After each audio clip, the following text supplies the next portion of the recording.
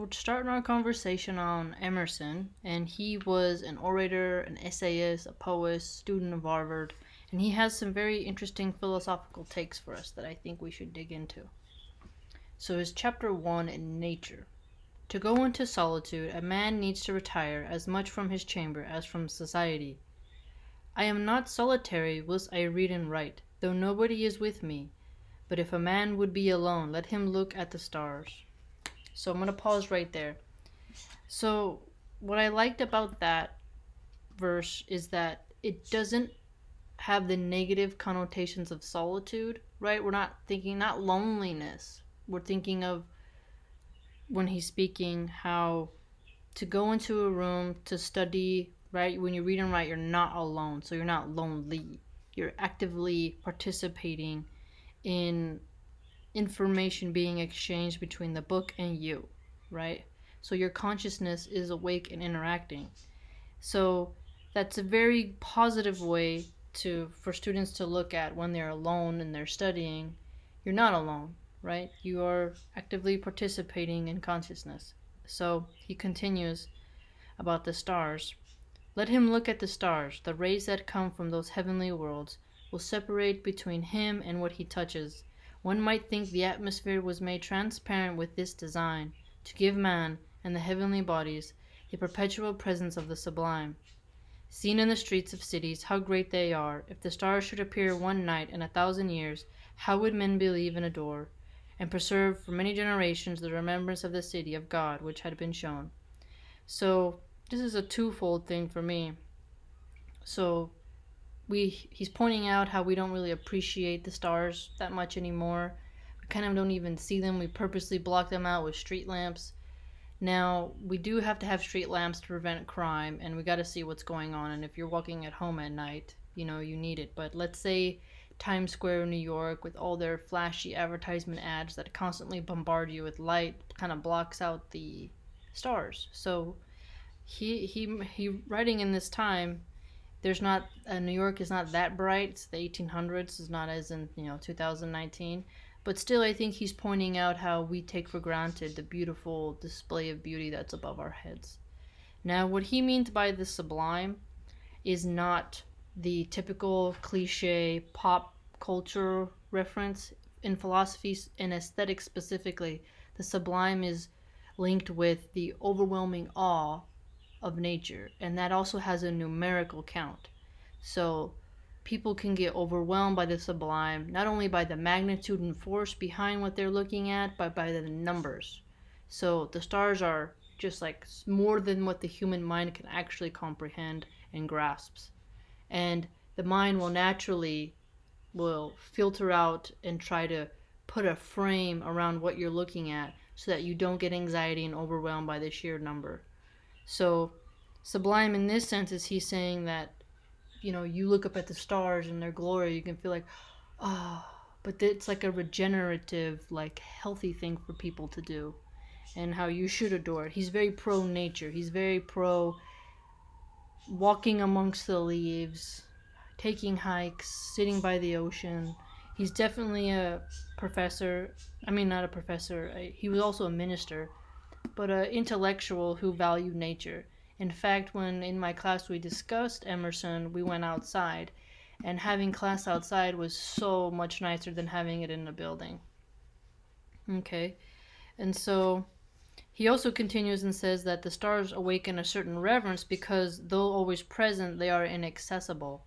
So what I got from that is that reverence comes from the inaccessible. And many of us will think, well, what do you mean by that? So the best example from my own brain that I could get, which is interesting enough, is that let's say I see Khabib.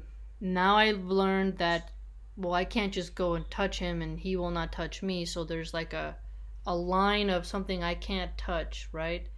And that actually in me is making me feel more of a reverence for him, more of a respect. So because he's inaccessible, I'm revering him more, right? And that is the opposite of what the culture I live in now values, right? You can touch your fans, you can write on their breasts, you can kiss them. I've seen some people really kiss them. I'm not faulting them. I mean, who wouldn't want to kiss Khabib? But, so when he speaks about reverence, like we revere the stars because we can't touch them, they're so far away. And not only that, there's so many and they're so glorious and beautiful that that is a healthy medicine for humans to take in. Healing properties. I can agree with that. What do you think? I've been doing this in the daytime though, not at night. I've been going out at night and looking up at the sky to try to disconnect from always looking at screens. But I can see what he's saying. Okay, and so he goes on further about nature. In spite of real sorrows, nature says, "He is my creature, and Marog. All his impertinent griefs shall be glad with me. Not the sun or the summer alone, but every hour and season yields its tribute of delight. For every hour and change corresponds to and authorizes a different state of mind. From breathless noon to grimmest midnight, nature is setting that fits equally well a comic or morning piece. In good health the air is cordial and an incredible virtue, crossing a bare common, in snow puddles, at twilight, under the cloudy sky, without having in my thoughts any occurrence of special good fortune. I have enjoyed a perfect exhilaration. I am glad to the brink of fear. In the woods, too, a man casts off his years, as the snake his slough, and at what period soever of life is always a child. In the woods is perpetual youth." Okay, so several things here. Him pointing out that these seasons will have a different influence on the thought patterns of the person who's receiving them and living in that atmosphere. The human's mind adaptability to its environment is something that is good for humans and will actually recharge them. So my best example of that is in California we're pretty lucky. I actually think it makes us kind of lazy to have perfect weather nearly all the time. So nothing below really 70 degrees, nothing below 60 degrees, you can still be really comfortable with a hoodie. Now, if you're in somewhere like the Rocky Mountains or a state or area that has cyclical seasons, right? Spring, summer, fall, winter. The feelings you get from each season are different. Now, winter specifically is a harsh season that I believe makes people stronger and makes them know how to suffer more and how to do without and put your priorities in perspective, because you can't just go lie on a beach and drink pina coladas. If you don't have electricity, you're going to have to start a fire, right, in your chimney or whatever Franklin style stove or whatever it is you're using to heat up yourself. You have to, learn how to do those things. And being a wild person in a place that's almost always summer is more easy than being a rugged person in a place that has winters. Right? A woman giving birth in the summertime outside in the woods is different than a woman who has to give birth during a harsh winter in a cabin, right? Where she might not even have hot water. You know what I mean? So it's different. So I agree with him in his analysis that the nature will authorize a different state of mind in the person who receives it. And not only that, but that he also mentions the time of day.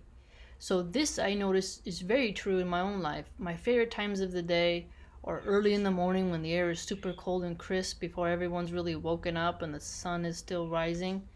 And then my favorite also is when the sun is setting, like around 7, because that's not when the heat is. I don't do well in heat. I like the cold, so I can see what he means. And if it is super hot, I usually start to, feel really like I need to lay down or I need to like lay by a fan. I feel groggy, like I can't focus. My brain doesn't focus. So I get what he's saying. Now, when he says that in the woods there's perpetual youth, what does he mean by that? Well, what I think he means is that you will always have awe and wonder when you're going into the woods. And in a city, you can kind of get that in the first part, but maybe not as much. walking through a city, you see the pigeon poop, you see the homeless, you see the trash, you see the not clean windows, you see people complaining and arguing with the parking meter man, you see taxi drivers driving crazy. It's more chaotic. If you're sitting and you hear the noises of the cars, it can kind of be sort of soothing, but you're also breathing in all that gas. It's not the same, right?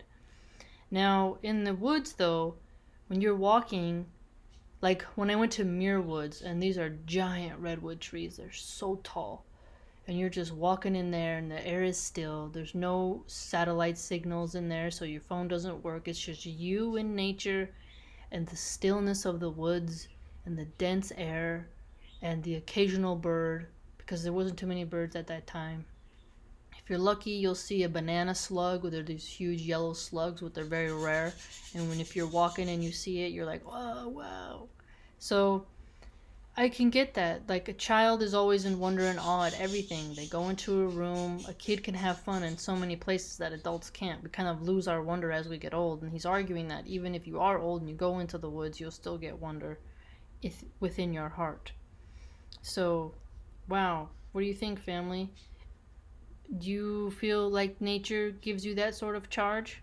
He also continues, the great delight which the fields and woods minister is the suggestion of an occult relation between man and the vegetable. I am not alone and unacknowledged. They nod to me, and I nod to them. The waving of the boughs in the storm is new to me and old.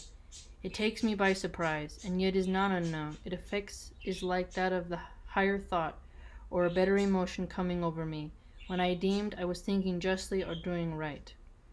So, don't think of a cult like in this satanic way. I think he's just meaning how when you see a plant that's like swaying, you kind of see it and you're like, wow, it's like it's moving, it's participating in the cosmos, it's alive, it's taking in the sun, the water. I've heard people mention this when it comes to very old trees. I feel that way a little bit around pine trees because the scent of, a nice uh, Douglas fir, or what's the other one? Blue spruce. Yeah, there's several trees that have fantastic scents, and it's you get around some of them, and it's like in the winter when they're all covered in snow, and you walk amongst them in the quietness of the snow, you feel kind of like they're there with you. I don't know because you're alone, but because they're so big, they have a towering effect. I've also heard people say that about grow rooms for cannabis, where they go in there, and because these plants have been, they're really tall. Some of them can get really tall, and they kind of feel like that. It's like looking at them. It's like being in the room with a person. So you may say, well, what do you mean? Well, a bean, like bean plants, like they look for the sun. The creeping plants, they're really funny because it's like you can move a light for them, the beans, right? If you block the sun, and even cannabis plants too, that they will grow in a different way trying to find the sun. Sunflowers too.